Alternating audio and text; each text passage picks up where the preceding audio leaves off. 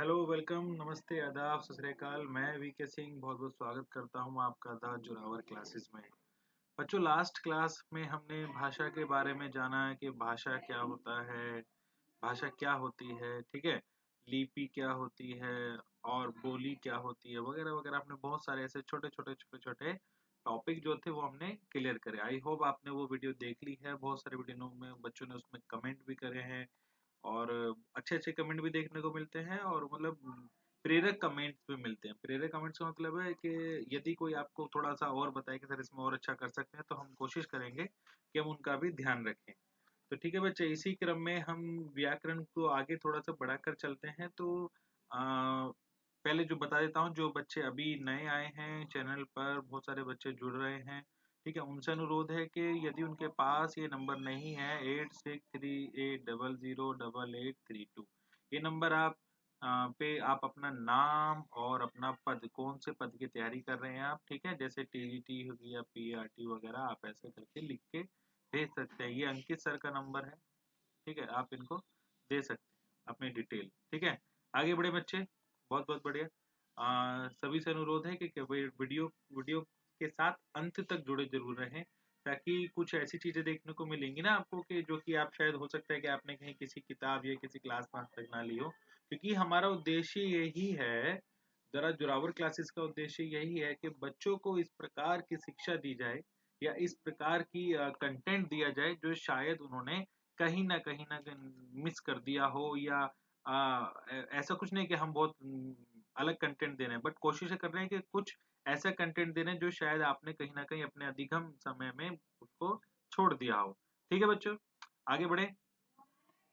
चलिए ठीक है, आगे बढ़ते हैं। इसी के साथ जो हमारा आज का टॉपिक रहेगा पहला, वो ये रहा आपके सामने, कि व्याकरण के विभाग क्या होते हैं, ठीक है ना। व्याकरण के विभाग, डिपार्टमेंट, डिपार्टमेंट ऑफ ग्रामर। जो बच्चे इंग्लिश के हैं उनके लिए थोड़ा थोड़ा कोशिश करेंगे बीच बीच में इंग्लिश को बोलने की, ठीक है। तो व्याकरण के विभाग कौन कौन से हो गए, चलिए शुरू करते हैं। इसके मुख्य 3 अंग होते हैं, याद रखिएगा, ठीक है। इसके मुख्य 3 अंग होते हैं, ठीक है। एक बार जान लेते हैं कि अंग से पहले कि ये जो बाद में विचार शब्द आएगा वो है क्या, ठीक है। भाषा में आए हुए वर्णों, शब्दों की उत्पत्ति, बनावट आदि के बारे में जानना ही विचार कहलाता है। समझ में आ गया सभी को। ये परिभाषा हो सकती है विचार की। आपको कभी ना कभी ये पेपर में, एग्जाम में इस तरह से खालिस्तान करके पूछ लेगा, तो आपको उसके लिए तैयार रहना है कि क्या होता है विचार, ठीक है। और इसको जब 3 भागों में बांटा तो किस प्रकार से बांटा है, देखिए आपके सामने। वर्ण विचार पहला क्या है, वर्ण विचार, ठीक है, ठीक है। पहला क्या है, वर्ण विचार। तो वर्ण विचार में क्या क्या आ गया, स्वर आ गए, व्यंजन आ गए और आदि जो भी इसमें मिलेगा। शब्द विचार में क्या क्या आ गया, शब्दों का वर्गीकरण, जैसे इंजन, मिग, रिक्शा, ठीक है। और इसी के अंतर्गत एक और आता है पद विचार। पद विचार मतलब जो शब्दों के बाद, जैसे जो किसके स्थान पे इस्तेमाल हो रहे हैं शब्द, मतलब जो है वो क्या है, वो संज्ञा है, सर्वनाम है, लिंग है, आदि वगैरह, ये सब इसमें पद विचार आ गए। वाक्य भेद क्या हो जाएगा, ठीक है, वही वाक्य भेद या वाक्य विचार एक ही शब्द बात हो गई कि सरल वाक्य, मिश्रित वाक्य, संयुक्त वाक्य। आई थिंक अभी तक तो ऐसा आपको लग रहा होगा कि ये आपने कहीं ना कहीं पढ़ा है, ठीक है। इसको थोड़ा और डिटेल में आगे हम लेके चलते हैं, ठीक है बेटा, क्योंकि मैं चाहता हूँ कि क्वेश्चन करने से पहले आप इसको थोड़ा डिटेल में जाने जरूर, ठीक है। ये रहा आपके सामने। क्या है वर्ण विचार, होता है क्या है, इंग्लिश में फोनोलॉजी बोलते हैं, ठीक है, इंग्लिश में क्या बोलते हैं, फोनोलॉजी बोलते हैं। परिभाषा क्या हो सकती है इसकी, वर्ण विचार व्याकरण के उस भाग को कहते हैं जिसमें वर्णों के आकार, इंपॉर्टेंट वर्ड, देखिए ऐसे तरह के ना, आप परिभाषा में जो शब्द आएंगे ना आप उनको ध्यान दीजिएगा। वर्णों के आकार, भेद, उच्चारण और तथा उनके मेल से शब्द बनाने के नियमों का निरूपण होता है, ठीक है। ये परिभाषा बहुत इंपॉर्टेंट है, आप इसको जरूर अपने कहीं ना कहीं कॉपी में लिख लीजिए, ठीक है। आगे बढ़ते हैं। क्या है कि वर्ण उस मूल ध्वनि को कहते हैं जिसके खंड ना हो सके, और इन्हीं मूल ध्वनियों को वर्ण भी कहते हैं। कई सारे बच्चों की हमारी लास्ट क्लास में कमेंट था कि सर ध्वनि और वर्ण में अंतर बताएं, तो इसीलिए मैंने आज आपको ये लाल स्याही में लिखकर आपको ये बताया है कि जो ध्वनि है, ठीक है, वो ध्वनि, मूल ध्वनि, ठीक है, मूल ध्वनि को ही क्या कहेंगे, वर्ण कहेंगे। क्लियर हो गया, ठीक है। जैसे कि क्या क्या हो सकते हैं, ठीक है, अ ई ई इसको इससे इससे छोटा हम और नहीं कर सकते ना, तो इसलिए हमारी ये क्या मूल ध्वनि है, ये तो रहेंगी रहेंगी। ठीक है, आगे क्या है, वर्णमाला किसे कहते हैं, ध्यान दीजिएगा, किसी भी भाषा के सभी वर्णों के व्यवस्थित एवं श्रमिक समूह को क्या कहते हैं, वर्णमाला कहते हैं। ठीक है ना, वर्णमाला हर भाषा में होती है, ठीक है ना, तो क्योंकि व्याकरण ही हर भाषा में होती है, बिना व्याकरण की किसी भी भाषा को समझना या उसको लिख पाना बहुत ही कठिन कार्य हो जाएगा। समझ रहे आप मेरी बात, ये बहुत जरूरी है, यदि आपको किसी भाषा को जानना है, बहुत मतलब आप कुछ शब्द तो सीख सकते हैं ना आप, बट पूरी तरह से आप उसको नहीं बोल पाएंगे, तो उसके लिए आपको क्या करना पड़ेगा, उसकी व्याकरण सीखनी पड़ेगी। ठीक है, और व्याकरण में क्या आएंगे, बहुत सारे वर्ण, माला, व्यंजन, वर्ण, बहुत सारे अलग अलग चीजें आती रहेंगी। ठीक है, वर्ण के भेद क्या होते हैं, ये वर्ण की बात कर रहे हैं हम, वर्ण के भेद क्या होते हैं, ध्वनि सॉरी हिंदी भाषा में वर्ण के दो प्रकार के भेद होते हैं, याद रखिएगा, दो प्रकार के भेद होते हैं। पहला क्या है, सब लोग जानते हैं, स्वर। ठीक है, जो कि आप बोलते रहे मुंह से जो निकल रहे हैं हमारे, ठीक है, कैसे निकलते हैं, याद रखिएगा, स्वर जो होते हैं स्वतंत्र बोले जाते हैं, मतलब बिना किसी रुकावट के। स्वतंत्र का मतलब ये हुआ कि आपके मुंह से जो निकल रहा है वो किसी ना किसी, जो अक्षर निकलते हैं या वर्ण निकलते हैं या शब्द निकलते हैं, वो देखेंगे आपके किसी ना किसी रुकावट के थ्रू आते हैं। बट जो इसमें बात की जाएगी, यदि उनमें से हम सिर्फ स्वर निकाल दें, तो सिंपल से एकदम जैसे अ इ ई उ उ रि ए ऐ ओ औ, मैंने 11 बोल दिए। ठीक है, मैंने 11 के 11 बोल दिए। तो आपने देखा होगा, जब भी इनको भी आप जब बोलेंगे ना, तो आपको मतलब किसी प्रकार की कोई रुकावट नहीं होगी आपके मुख में।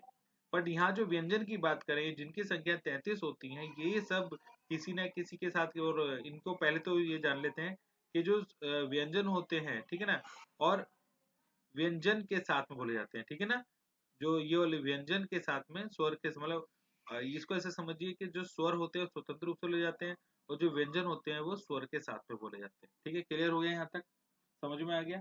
आप कमेंट करके बताते रहिए, ताकि हमको पता लगे कि हमारे पास बहुत सारे एक्टिव लर्नर भी हैं। ठीक है, आगे बढ़ते हैं, हम इसी क्रम को आगे बढ़ाते हैं। हाँ जी, ये रहा आपके सामने। ठीक है, तो अब आते हैं, देखिए अब इसमें स्वर और व्यंजनों के वर्गीकरण की बात करते हैं। ठीक है, तो यहाँ पर जितने भी मैक्सिमम जो अभी तक पिछली परीक्षाओं में जो सवाल पूछे जाते हैं ना बेटा, वो ज्यादातर मतलब ये समझिए कि मोर देन 80%, ठीक है ना, 80% मोर देन किस पे पूछे जाते हैं, व्यंजनों पर। ठीक है, व्यंजनों पे ही सवाल आते हैं।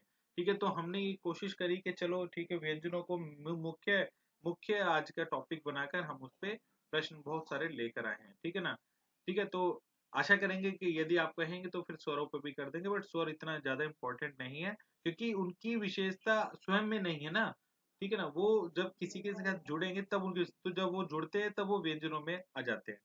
ठीक है, आगे करें हम, तो यहाँ पे देखेंगे आपके व्यंजनों व्यंजनों का जो वर्गीकरण किया गया है, वो मुख्य तौर से दो प्रकार से किया गया है। पहला क्या है, पहला है उच्चारण स्थान के आधार पर, यानी कि कंठ, तालव्य, मूर्धन्य, दंत्य, और इनके बारे में आपने किताब वगैरह में पढ़ा होगा।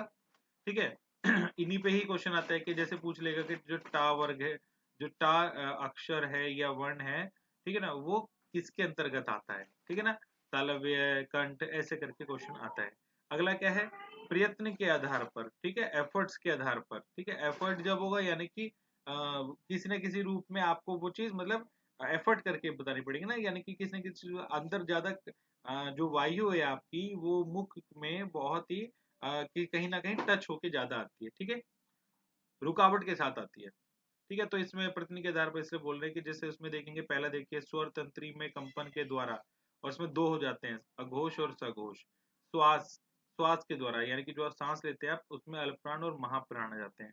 स्पर्शी व्यंजन हो गए, संघर्षी स्पर्शी हो गए, और संघर्षी अलग हो गया, अंत्यस्थ, उत्क्षिप्त, अयोगवा, ये सब आपको मतलब आसानी से किसी भी बुक में आपको मिल जाएंगे। ठीक है, तो इसमें आपको ज्यादा परेशान होने वाली बात नहीं है। हिंदी व्याकरण को आपको बहुत छोटे छोटे टॉपिक हैं, ये आसानी से किताबों में मिल जाते हैं। ठीक है, इनकी कभी हम चर्चा जब टॉपिक वाइज लेंगे, ठीक है, मतलब जब टॉपिक वाइज जब मुख्य क्लास होंगी ना, तब हम आपको और डिटेल में बताएंगे। ठीक है ना, अभी हमारा उद्देश्य जो है वो है कि क्वेश्चनों को करना, तो उस पे आधार पर हम इस पर यदि लेंगे तो ये क्लास बहुत लंबी हो जाएगी बेटा। आगे आ जाते हैं कि व्यंजन ना कितने प्रकार के होते हैं, याद रखिएगा व्यंजन 3 प्रकार के होते हैं, स्पर्श व्यंजन, अंत्यस्थ व्यंजन और ऊष्म व्यंजन। ठीक है, समझ में आ रहा है? मैंने इंग्लिश वालों के लिए भी लिख दिया है, आप यहाँ से पढ़ सकते हैं। ठीक है, अब आ जाते हैं कि जो स्पर्श व्यंजन होते हैं वो कौन से होते हैं और कितने होते हैं। तो स्पर्श व्यंजन कितने होते हैं बेटा? स्पर्श व्यंजन कुल होते हैं 25। ठीक है, कहाँ से शुरू होते हैं ये होते हैं का से लेकर मा तक। ये बहुत इंपॉर्टेंट है। ठीक है, ये आपको प्रश्न में ऐसे पूछ देगा कि का से जा तक। ठीक है, वगैरह इस तरह से आप आ सकते हैं। ठीक है, आप ध्यान रखिएगा कि इनकी जो कुल संख्या होती है 25 होती है। ठीक है, और अंत्यस्थ व्यंजन कितने होते हैं? ये 4 होते हैं। ये 4 होते हैं, दिख रहे हैं आप सभी को, य र ल व। और ऊष्म या संघर्षी व्यंजन कितने होते हैं? ये भी 4 होते हैं, ये भी आपको दिख रहा है। तो जब इनको आप जोड़ेंगे तो ये कितने हो गए? ये हो गए 33। तो हमने पिछली कक्षा में बताया था ना आपको कि व्यंजनों की कुल संख्या कितनी होती है? 33। तो भूलना नहीं, इनका हमने इसलिए वर्गीकरण भी यहाँ पर कर दिया है। ठीक है बेटा, समझ में आया यहाँ तक? आई होप आप क्लास में बहुत एक्टिव होंगे, और जिन बच्चों को ये टॉपिक पहले पढ़ा हुआ है तो शायद उनको ये समझ भी आ रहा होगा कि यहाँ हम कर क्या रहे हैं। ठीक है, तो चलिए फिर हम इसी के आधार पर, व्यंजनों के आधार पर हम आज के प्रश्न लेना शुरू कर दें। एक बार थोड़ा यस सर वगैरह बोल दीजिए ताकि इससे पता चल रहा है कि हाँ हमारे पास एक्टिव बच्चे जुड़ चुके हैं। ठीक है, तो चलिए शुरू करते हैं आज का पहला प्रश्न कि वर्णों के मेल से क्या बनता है? बताइए, वर्णों के मेल से क्या बनता है? आंसर देते रहिए आप। ए बी सी डी आबा सादा जो भी आपको लगे, या उसको आप आंसर के रूप में भी लिख सकते हैं। ठीक है, हाँ जी, देखिए बहुत सारे बच्चों का आंसर आने लगा। जब वर्ण मिलेंगे तो क्या बनेगा? वेरी गुड, वेरी गुड, बहुत बढ़िया। करेक्ट आंसर क्या हो गया? शब्द। क्योंकि वर्ण मिल रहे हैं ना। ठीक है ना, वर्ण जब मिलेंगे, ठीक है, जैसे मान लीजिए मैंने ये लिखा, ठीक है, कुछ भी आपने लिखा, ये अलग अलग वर्ण है, जब इनको आपने जोड़ दिया तो ये क्या बन गया? ये शब्द बन गया एक। सिंपल सा है, बहुत आसान सा है। दिखने में एकदम कठिन लगता है प्रश्न, पर जब आप उसको समझ जाएंगे ना टॉपिक को, तो आपको लगेगा कि ये तो बहुत इजी है। ठीक है, कई सारे बच्चे बोलते हैं सर बहुत इजी क्वेश्चन कराते हैं, बेटा इजी नहीं है। मैं हमेशा बोलता हूँ जिनको आता है वो उनके लिए इजी हो जाता है ना। देखिए यूपी टेट में पूछा गया सवाल है, थोड़ा गुड़ गुड़ सवाल है, याद रखिएगा। गुड़ मतलब थोड़ा और ज्यादा मेहनत करनी पड़ेगी समझने के लिए। ठीक है, क्या है? वे वर्ण जिनके उच्चारण में किसी अन्य वर्ण की सहायता की आवश्यकता नहीं होती। ठीक है, हम जल्दीबाजी में पढ़ लेते हैं, और जल्दीबाजी में पढ़ने का नुकसान हो जाता है। बताइए, कोई बताएगा इसके आंसर? वे वर्ण जिनके उच्चारण में अन्य वर्ण की आवश्यकता नहीं होती।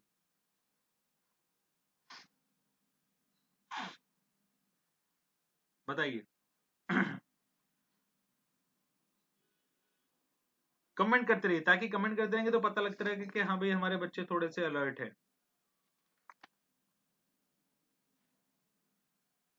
व्यंजन, व्यंजन होगा क्या? बताइए, एक एक करके आंसर बताते रहिए। या इसमें से ऐसे समझ सकते हैं कि इसमें जो गलत है वो काट भी सकते हैं। चलिए मैं आपकी हेल्प थोड़ी कर देता हूँ, अक्षर नहीं होगा। चलिए एबीसी में बताइए जल्दी से। वे वर्ण जिनके उच्चारण में किसी अन्य वर्ण की सहायता की आवश्यकता नहीं होती, यानी कि वो स्वतंत्र होते हैं। अभी टॉपिक जब शुरू करा था तो आपको समझाया था ना, जो स्वर होते हैं, स्वर क्या होते हैं? वो स्वतंत्र होते हैं, यही हमारा आंसर है। ठीक है, यही हमारा आंसर, जो स्वर, ठीक है, जो स्वर होते हैं वो हमारे स्वतंत्र होते हैं। बेटा अभी तो बताया था आपको, आप गलत आंसर भी कर रहे हैं कई बच्चे। कोई बात नहीं, आगे ठीक करिएगा। ठीक है, आगे बढ़े हम। चलिए क्वेश्चन नंबर 3 आपके सामने। क, ख, ग, घ, ये सभी किसके अंतर्गत आते हैं? ये सभी किसके अंतर्गत आते हैं? अभी पीछे ही जब शुरू कराए थे ना तो क्लास हमने, तो मैंने बताया था आपको ये। हम्म, चलिए मैं थोड़ा सा आपको क्लू दे देता हूँ। ये संख्या में 25 होते हैं। अब तो बताइए आंसर, क्लू भी दे दिया मैंने तो आपको। संख्या में 25 होते हैं। देखिए कितना, मतलब एकदम क्लू दे दिया है, क्लू देते ही तो आंसर दे देना चाहिए ना। आप इतना समय लगाएंगे तो कैसे होगा? क्योंकि ये तो बेसिक चीज है, ये तो आपने आज ही, जरूरी थोड़ी ना है कि आप लोग आज ही पढ़ रहे हैं, नहीं, ये तो बहुत टाइम से आप लोग पढ़ रहे होंगे। जो जो शिक्षा के क्षेत्र में है वो सब लोग इसको ध्यान से कभी ना कभी पढ़ लेते होंगे। ऐसा नहीं है कि आज ही पढ़ रहे हैं हमारी क्लास में पहली बार। तो बेटा ये तो सिंपल सिंपल सा आपको दिख रहा होगा कि जो स्पर्श व्यंजन होते हैं ना उनकी संख्या 25 होती है। मैंने क्लास में पहले बताया था, अभी अभी लास्ट स्लाइड में मैंने आपको ये बताया था ना कि स्पर्शी व्यंजन कितने होते हैं वगैरह वगैरह। जब मैंने बताया था कि व्यंजनों के प्रकार आपको बताए थे, ठीक है। तो व्यंजनों के प्रकार में जो है हमारा स्पर्श स्पर्श या स्पर्शी व्यंजन, वो हमारे संख्या में होते हैं 25, ठीक है ना। फिर उसमें 25 में हम 4 और जोड़ देते हैं, कौन से हो जाते हैं वो? अंत्यस्थ या अलावा। उसमें अगर 4 हम और जोड़ देंगे तो क्या हो जाएंगे वो? ऊष्म व्यंजन, ठीक है ना। श श श श हा। तो कितने हो गए? 33, 33। सिंपल सी है बेटा, अब याद नहीं रखोगे आप तो गलत करोगे ना। ये तो याद रखने वाली चीज है ना बेटा। अगर आप पे नहीं प्रैक्टिस हो पा रही है तो आप इसको लिख लीजिए, एक क्या बनाइए, चार्ट बना लो, ठीक है ना। आपको लगेगा कि सर क्या बात कह रहे हैं, बट एक चार्ट बना लो बेटा। चार्ट बना के वो आप अपने अपने कहीं रूम वगैरह में जहाँ पर भी आप पढ़ते हैं ना, वहां पे एक लगा लो। और वहां पे ये सारे जो ये जितने भी है ना 11 से 11 तक, आप सारे लिख के, और उनके अलग अलग अलग अलग के उन किसको स्पर्श व्यंजनी बोलते हैं, किसको क्या बोलते हैं, ये सब आप अपना लिख लीजिए। और उनको दिन में 3-4 बार देखोगे ना तो ये सब आ जाएगा। चलिए, ये एमपी टेट में पूछा गया सवाल, बहुत अच्छा प्रश्न है, देखेंगे। कौन से वर्ण मुख्यतः नाक से निकलते हैं, मतलब जिनकी जो साउंड है ना वो नाक से निकलती है, नोज से, ठीक है ना। बताइए जल्दी से। जिनकी साउंड नाक से निकलती है, मतलब वो ऐसा लगता है ना, जैसे कोई कोई कहता है कि ये तो नाक में गाना गाता है या नाक में बोलता है, ठीक है, या इसके शब्द जो है वो नाक से महसूस होते हैं। ऐसा नहीं है, वो उनको कुछ ना कुछ और समस्या भी हो सकती है। चलिए हम प्रश्न पे आते हैं, क्या है हमारा, बताइए। देखिए बहुत सारे बच्चों ने सही आंसर दे दिया, क्योंकि वो टॉपिक को समझ रहे हैं। क्योंकि जो टॉपिक को समझ रहे नहीं रहे हैं वो उनको आंसर गलत कर रहे हैं। नाक से निकल रहे हैं, जो ध्वनि है वो नाक से निकल रही है ना। हाँ जी, वेरी गुड। तो इसका सही आंसर क्या है? ऑप्शन डी, ठीक है ना, option D, that is the correct answer. ठीक है, ये इया ना ना, ठीक है। तो ये आपने बहुत बढ़िया किया, कुछ बच्चों ने और कुछ बच्चों ने गलत करा, ठीक है। गलत कर रहे हैं तो यानी कि कहीं ना कहीं आपको समस्या है, टॉपिक क्लियर नहीं है, ठीक है। कोशिश करिएगा ये वीडियो को दोबारा से देखेंगे तो आप थोड़ा सा समझ जाएंगे। और आपके पास कोई व्याकरण की किताब हो तो आप उसमें से भी पढ़ सकते हैं, ठीक है। अगले बढ़े, प्रश्न नंबर 5 क्या कहता है, रीट में पूछा गया। रीट एक परीक्षा होती है राजस्थान में, जो हमारे साथ राजस्थान से बच्चे जुड़े हैं उन्होंने पता है ये, ठीक है। देखिए क्या है, बंदर, अंधा, अंगूर, क्या होगा? ठीक है, बड़ा आसान सा सवाल। इतना आसान सवाल के मतलब जो कि कोई छोटा बच्चा भी कर देगी, तो क्लास 4-5 में टॉपिक पढ़ा देते हैं। जल्दी से जल्दी से, वेरी गुड। बहुत सारे बच्चे आंसर सही कर रहे हैं, बहुत सारे नहीं।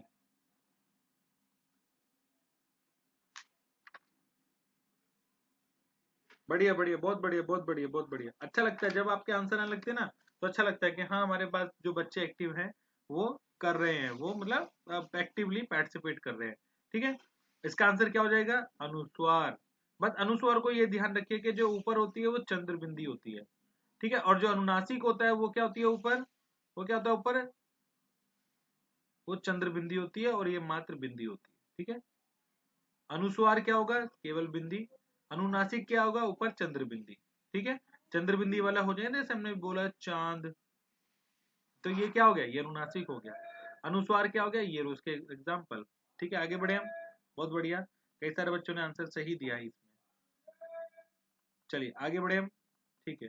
अगला प्रश्न नंबर 6 आपके सामने क्या है, स्पर्श व्यंजन और नहीं सॉरी स्वर और स्पर्श व्यंजन के लिए कौन सा जोड़ा सही है? देखिए कितना मतलब ये आते हैं इस तरह के गूढ़ सवाल आ जाते हैं, क्योंकि टीजीटी में पूछा गया है, ठीक है। टीजीटी में पूछा गया कि स्पर्श और जो स्वर का जो मेल है ना, यानी कि पहले स्वर के कितने होंगे और स्पर्श व्यंजन के कितने होंगे, कौन सा जोड़ा सही है? तो देखिए इसमें आपने एबीसीडी में दिया, जल्दी से उसका आंसर दीजिए, जल्दी से, फटाफट। Very good very good. हाँ आप लिख सकते हैं, आप नंबर भी लिख सकते हैं या फिर आप एबीसीडी भी लिख सकते हैं। जल्दी से बताइए कि पहले स्वर का नंबर सही करना, ठीक है। और उसके बाद स्पर्श व्यंजन, यानी कि आपको पता होना चाहिए ना कि आपको स्वर में कितने होते हैं, और फिर स्वर कितने होते हैं, और स्पर्श व्यंजन कितने होते हैं, इसका, ताकि आप उसको ठीक से कर पाए। गलती नहीं करनी है यहाँ पे। देखिए कुछ बच्चों ने 11 और 33 कर दिया। कैसे कर दिया बेटा? 11-33 में तो सारे ही व्यंजन आ गए ना। मैंने देखे यहाँ पर जो क्वेश्चन में, अगर यदि आप देखें तो यहाँ पर देखिए ना, स्पर्श व्यंजन पूछा है सिर्फ। तो स्पर्श व्यंजन अभी पीछे ही बताया था मैंने, अलग अलग बताया था कि 25 + 4 + 4। तो बेटा ये इसका करेक्ट आंसर हुआ। आप ध्यान नहीं दे रहे हैं बेटा, ठीक है। अगर आप ध्यान नहीं देंगे तो आंसर आपका गलत हो जाएगा, ठीक है ना। मैंने आपको बताया था कि जो स्वर की संख्या होती है वो 11 होती है, और स्पर्श व्यंजन 25 होते हैं। मैं दावा कर रहा हूँ आज तो आप ये स्पर्श व्यंजन तो पक्का है आपके, पक्का हो ही जाएंगे कि कितने कितने संख्या में होते हैं। आगे बढ़े हम, चलिए आगे बढ़ते हैं। प्रश्न नंबर 7 क्या कहता है? प्रश्न नंबर 7, कौन सा संयुक्त व्यंजन का एक सही रूप है? ठीक है, यानी कि जो संयुक्त व्यंजन होते हैं, ठीक है ना, ठीक है ना, ये सब संयुक्त व्यंजन है, छ, क, ज्ञ, श्र, ठीक है, ये सब इसका पूछा है कि कौन सा सही है, ठीक है ना। कौन सा सही है, कौन बताएगा? जल्दी से आंसर बताइए। वेरी गुड, वेरी गुड, बहुत बढ़िया, बहुत बढ़िया, बहुत बढ़िया। आंसर करते रहिए, आंसर करने से हमको थोड़ा सा ऊर्जा मिलती है, स्फूर्ति आती है अंदर से, ठीक है। बहुत बढ़िया, बहुत बढ़िया। तो ये बेटा इसमें जो करेक्ट आंसर है वो यही है आपके सामने, ठीक है ना, क्योंकि ये भी सही है, ये भी सही है, और ये भी सही है। इसमें एक और नहीं और दिया, कोई लिख के दिखाएगा कौन सा नहीं दिया इसमें? वेरी गुड, लिख के दिखाओ, लिख के दिखाओ। चार होते हैं ना हमारे संयुक्त व्यंजन होते हैं, वो चार होते हैं। वेरी गुड, चलिए मैं ही लिख देता हूँ। ये जो जो चौथा इसमें बचा है, ये तो हो गए 3, ठीक है। एक क्या पता अगले प्रश्न में आपसे ये भी पूछ सकते हैं, ठीक है। तो इसको याद रखिएगा कि इसको किस तरह से आपको रखना है। त प्लस र, त प्लस र, ठीक है ना। यहाँ पे देखिए, यहाँ पे हलंत है यहाँ पे, ठीक है ना। तो ये हो जाएगा त्र का, ठीक है। त्र से तो क्या बन जाएगा? त्र से बनता है ना त्रिशूल महादेव जी का, ठीक है, ये त्रिशूल, ठीक है। ये समझ में आ गया आपको? मैंने आपको चारों ही बता दिए, आप लिख सकते हैं इसको अपने कहीं कॉपी वगैरह में, ठीक है। तो इसका आंसर क्या हो जाएगा? All of these, option D. आगे बढ़े हम, चलिए ठीक है, क्वेश्चन नंबर 9 चलते हैं। Sorry, question number 8। Question number 8 क्या बोल रहे हैं? देखिए, पत्ता, दिल्ली, चक्की, ये सभी किसके उदाहरण हैं? ये सभी किसके उदाहरण हैं? बताइए, जल्दी से बताइए। पक्का, पत्ता, चक्की, दिल्ली, ठीक है ना, और बहुत सारे शब्द आ जाएंगे ना इसमें तो। बिल्ली, पप्पू, गुस्सा, लट्टू, बहुत सारे ऐसे शब्द हैं। उनको बोलते क्या है पर, ठीक है, बोलते क्या है? ये सभी किसके उदाहरण है? ये किसके अंतर्गत आते हैं? ये संयुक्त व्यंजन है क्या? पहले जो नहीं है समझ आ रहा उसे काट दो। जो पक्का पता है कि ये तो हमने अभी, इसको तो ये हो ही नहीं सकता, तो ये काट दो। पुनरुक्त याद आया आपको? पुनरुक्त मैंने कराया था आपको पिछली बार, ठीक है ना। धीरे धीरे वगैरह वगैरह इस तरह के शब्द थे, तो ये भी नहीं होगा, ये भी आंसर नहीं होगा, काट दो इसको भी। दो बचे, ऑप्शन बी और ऑप्शन डी। चलिए 50-50 आप सभी के पास, जल्दी से बताइए, जल्दी से बताइए। 50-50 हो गए ना कंफ्यूज? कोई बात नहीं, कोई बात नहीं।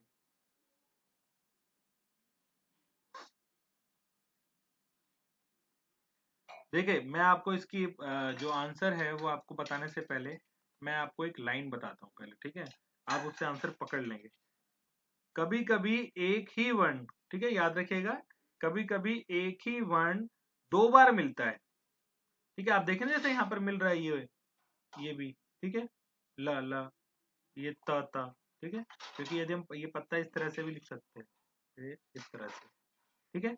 तो मेरा मतलब है कि जब क्या होगा कि कभी कभी एक ही वर्ण दो बार मिलता है, तो ऐसा होने पर जो व्यंजन होता है ना, यानी कि ये जो व्यंजन है, ठीक है, ये जो ला का, ये क्या हो जाता है? ये द्वित्व हो जाता है, द्वित्व, ये वाला वर्ड, देखिए ये।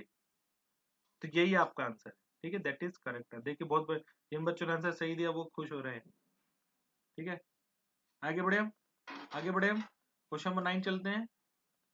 क्वेश्चन नंबर 9 ये रहा आपके सामने। ठीक है, थोड़ा ध्यान से पढ़िएगा, प्रश्न थोड़ा बड़ा है पर मुश्किल नहीं है। ठीक है, क्या कह रहा है, कौन सा कथन, जो हमारे साथ अभी के बच्चे जुड़ रहे हैं उनसे अनुरोध है कि यदि उनके पास ये नंबर नहीं है, इस नंबर पे आप अपना नाम और कौन सी क्लास आप ले रहे हैं, लेना चाहते हैं, पीजीटी की और या पीआरटी की वगैरह वगैरह, आप इसमें हमको बता सकते हैं। नंबर है अंकित सर का 8638008832। ठीक है, चलिए क्वेश्चन करते हैं। सीटेट में पूछा गया सवाल है, क्या है, कौन सा एक कथन व्याकरण की दृष्टि से गलत है, गलत है। अब बताइए, ध्यान से पढ़िए, जल्दीबाजी में उत्तर नहीं देना है, जल्दीबाजी में उत्तर नहीं देना है बेटा, जल्दी का काम शैतान का। बहुत बढ़िया, बहुत बढ़िया। क्योंकि जितना बड़ा क्वेश्चन की लाइन है उसके बराबर ही सारे ऑप्शंस की लाइन है, थोड़ा इसलिए ध्यान से पढ़िए, गलती नहीं करनी है।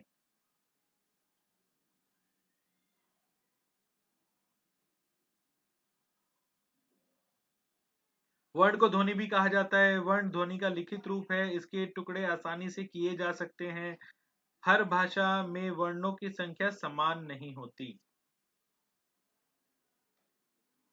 बताइए।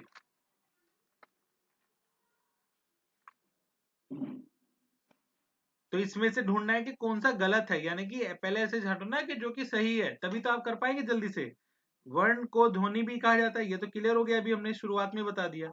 वर्ण ध्वनि का लिखित रूप है, ये भी क्लियर है। ठीक है, आगे क्या कह रहा है, इसके टुकड़े आसानी से किए जा सकते हैं, और दूसरा कह रहा है कि हर भाषा में वर्णों की संख्या समान नहीं होती।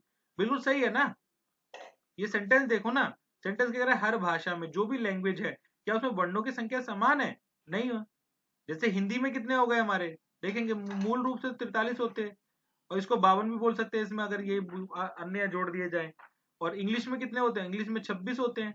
तो बेटा कैसे हो जाएंगे ना, तो इसलिए आंसर क्या हो जाएगा हमारा, आंसर सी।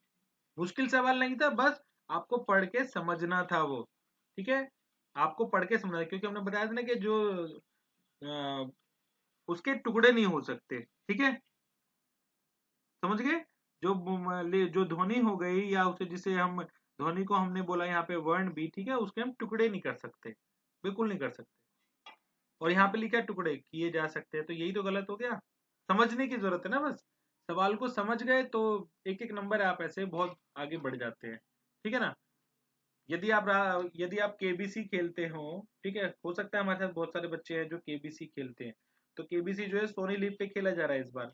तो उसमें देखेंगे यदि आपने एक आंसर गलत कर दिया, तो आपकी जो रैंक है ना वो हजारों में चली जाती है नीचे। ठीक है ना। हम्म क्वेश्चन नंबर 10, आखिरी प्रश्न, ध्यान से दीजिएगा। व्यंजन का एक प्रकार नहीं है, ठीक है ना, यहाँ पे ध्यान दीजिएगा, व्यंजन का एक प्रकार नहीं है ना, यानी कि व्यंजन के जो प्रकार हैं वो इसमें 3 है, एक नहीं है। ठीक है ना, आंसर पे ध्यान दीजिएगा, एक नहीं है यानी कि 3 है। तो ये तो मैंने शुरुआत में कराया था कि जो व्यंजन के प्रकार होते हैं, आप अब भी गलत कर रहे हैं, ये तो बताने के बाद भी। स्पर्श व्यंजन होता है, ऊष्म व्यंजन होता है, अंत्यस्थ व्यंजन होता है। दोबारा बता देता हूँ, स्पर्श व्यंजन कितने होते हैं, 25। ठीक है, ऊष्म व्यंजन कितने होते हैं, 4। और अंत्यस्थ व्यंजन कितने होते हैं, 4। तो ये तो हो गए हमारे 33। ठीक है, दोबारा से मैंने देखो वो टॉपिक शुरू वाला आप बता दिया। चलिए ठीक है, ये हमारे हो गए आज के प्रश्न। ठीक है ना, अब किसी को कोई क्वेरी है तो आप अपना कमेंट कर दीजिएगा। ठीक है ना, और मैं आप थोड़ा सा अपने बारे में बता देता हूँ। मैंने कहा बहुत सारा बच्चों ने जो मेरे जो जर्नी थी ना, उस पर इतने सारे कमेंट वगैरह करे। ठीक है, कि मतलब मुझे इतना अच्छा लगता है कि आप लोग हमारे साथ जुड़े हुए हैं। ठीक है ना, और बहुत सारी समस्याएं भी, देखिए आपको समस्याएं तो जरूर आएंगी। ठीक है, जब जब भी आप कोई नई चीज करते हैं ना, तो उसका पहले विरोध होता है। स्वामी विवेकानंद जी बोलते हैं कि जब भी आप कुछ नई चीज करते हैं, नई चीज का मतलब है, अब यहाँ पे पढ़ाई की बात कर रहे हैं। ठीक है, जैसे मैंने कहा था ना कि मेरे को भी जब मैं पढ़ाई करता था तो मेरे कुछ ऐसे मित्र थे या रिश्तेदार थे जो कि मतलब कहा करते थे कि कितनी पढ़ाई करोगे। तो जब आप नई चीज करते हैं तो उसका विरोध होता है, उसका अपोज होता है। ठीक है, हमेशा होता है। ठीक है, पर आपको रुकना नहीं है। ठीक है, थोड़े दिन बाद वो धीरे धीरे धीरे धीरे धीरे धीरे धीरे आपके और लोगों के समझ में आने लगेगा। ठीक है, वो एक वो निरंतर रूप से प्रक्रिया चलती रहेगी। ठीक है, तो आपको बस किस पे ध्यान देना है, मेरा जो हमेशा से एक मोटिव रहता है बताने का, कुछ बच्चे कमेंट भी कर सकते हैं, मेहनत प्लस संघर्ष बराबर सफलता। ये तभी हासिल होगी। ठीक है, ये तभी हासिल होगी जब आप निरंतर रूप से जुड़े रहेंगे। ठीक है ना, रुकना नहीं है, थमना नहीं है, रुकना नहीं है, डरना नहीं है। डरने का मतलब है कि हो सकता है किसी परीक्षा में आपके 1-2 नंबर से रह गए हो, फिर आपने निराशा कर दी हो, नहीं, बिल्कुल नहीं। आपको बिल्कुल जुड़े रहना है। ठीक है ना, बिल्कुल परेशान नहीं होना बेटा। ये तो अभी समय तो बहुत आपको अभी सिखाएगा। और ठीक है ना, ठीक है, तो आशा करते हैं कि आज की हमारी वीडियो समझ आई होगी, पसंद आई होगी। तो आप इसको ध्यान से देखिए, प्रश्नों को दोबारा से देखिए, 1 बार 2 बार 3 बार देखिए इसमें, क्योंकि प्रश्न बताते समय बहुत सारे अलग अलग चीजें भी बताई जाती है, उनका जरूर आप कॉपी में एक नोट के तरह में बना लीजिए। और मैंने जैसे कहा था कि आप लोग एक काम करिएगा, क्या करिए, एक चार्ट ले आओ। ठीक है, एक चार्ट ले आओ, और उस चार्ट पर जितने भी ये होते हैं ना, अ, ई ई वगैरह वगैरह वगैरह वगैरह, ये सब लिख लो।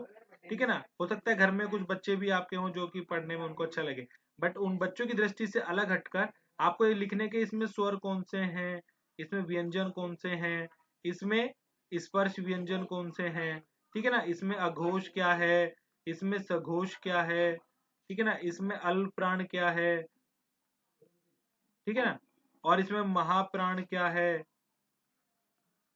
ठीक है ना, ये सब आप बहुत सारी चीजें आपको इसमें ना मिल जाएंगी आसानी से। तो बेटा ये एक चार्ट बना के अपने घर में लगा लो। ठीक है, अगली वीडियो में वर्ण विचार के बाद का जो नेक्स्ट टॉपिक है, ठीक है ना, जो नेक्स्ट टॉपिक है वो मैं आपको कराऊंगा। ठीक है ना, चलिए, कुछ बच्चे ऐसे जो बोलते हैं सर अगली बार जो कराएंगे आप उसको बता दीजिए। ठीक है, तो मैंने आपको थोड़ा सा हिंट दे दिया है कि अगली क्लास में मैं क्या कराऊंगा। ठीक है, क्या कराऊंगा देखिए आपके सामने दोबारा दिखा देता हूँ।